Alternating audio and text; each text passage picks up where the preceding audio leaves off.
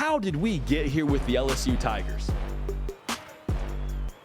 Nothing is wrong with the system right now, at least. I just genuinely need to beg that question, because this is a football team that was 6-7 last year, won 6 games. They weren't great.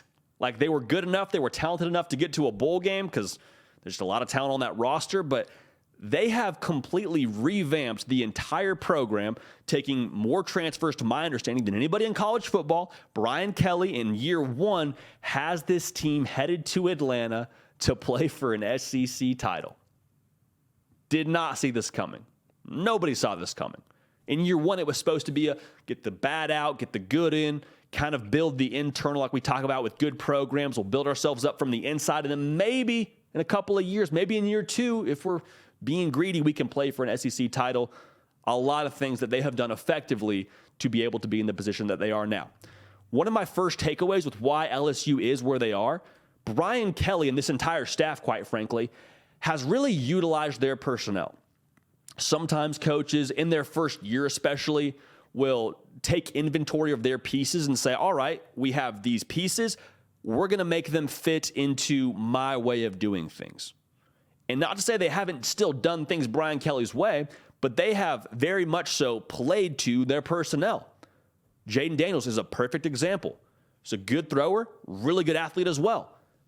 Leads their team in rushing.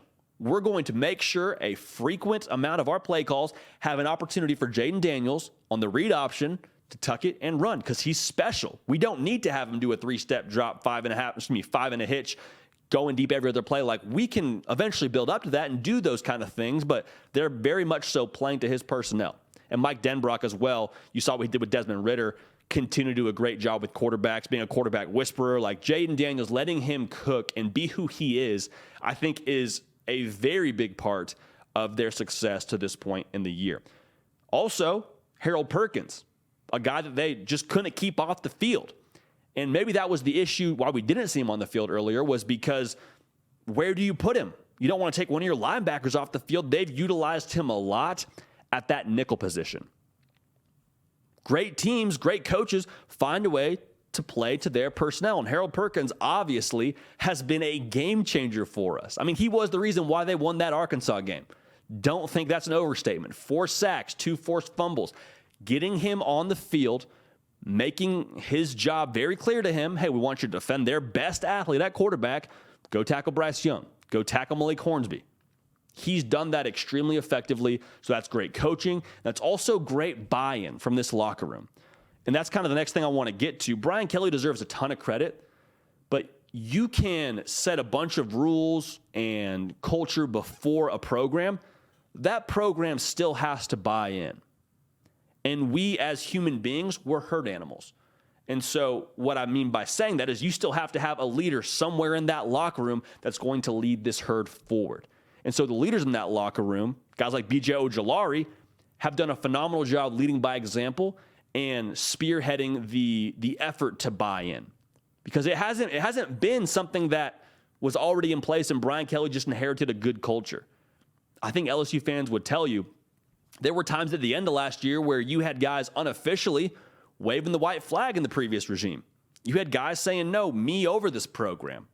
Forget the we, it's about me is kind of a thing that coaches would loosely say out there, the we over me over we, that whole kind of thing. Like, that was sort of the makeup of what this program was. And so to have a total 180 and buy in with the efficacy and the totality that they have to this point in the year is really, really impressive. And you can't say enough good things about the leaders in that locker room getting them to being at this point.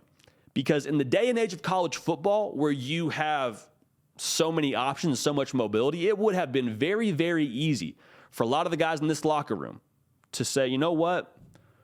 I'm just going to portal out, man. I'm going to save my eligibility. I'm going to get out of here before this 4-game stretches up. Not for me. Thanks, but no thanks. You didn't see that. Like guys like Keyshawn Boutte, who's going to be an NFL receiver. He's consistently bought in. He stayed bought in. And you have to commend LSU and you have to commend that locker room for having the approach and the leadership to be bought in the fashion that they have. They haven't been stubborn. They've evolved as a program, which is sort of piggybacking on that same point.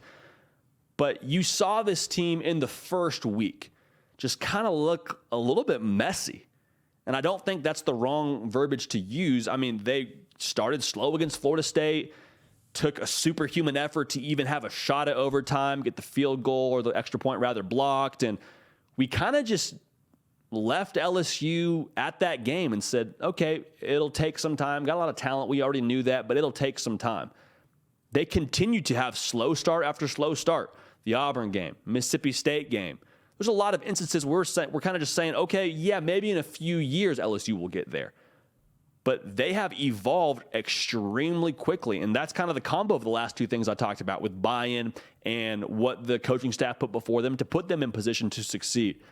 The best example that I can think of from real life that equates to this is in marriage counseling. They tell you whoever you marry on your wedding day, that person that you get married to will be different in year 3 of your marriage than they are on your wedding day.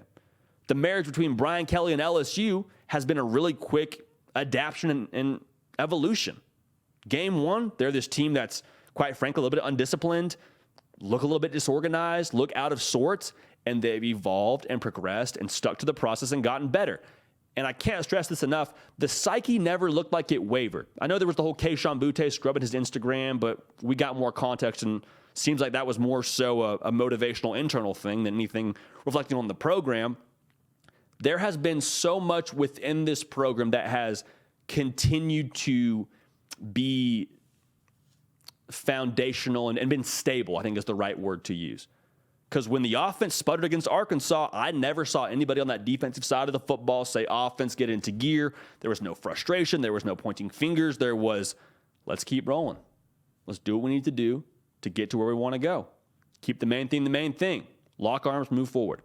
And so what will they be in the coming years? Who's to say? But I get the feeling that Brian Kelly, with access to talent and access to resources that he has at LSU, it's going to be a fun team to watch. It's going to be a fun program to watch as LSU Tigers, again, in just the first year under Brian Kelly's regime, are headed to Atlanta to play for an SEC title. Did not think it would happen as quickly as it has.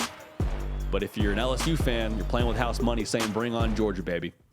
Hey, y'all, thanks so much for watching. Subscribe to the channel here to make sure you don't miss an episode of The Hard Count. Also, be sure to check out other videos on the On3 YouTube channel.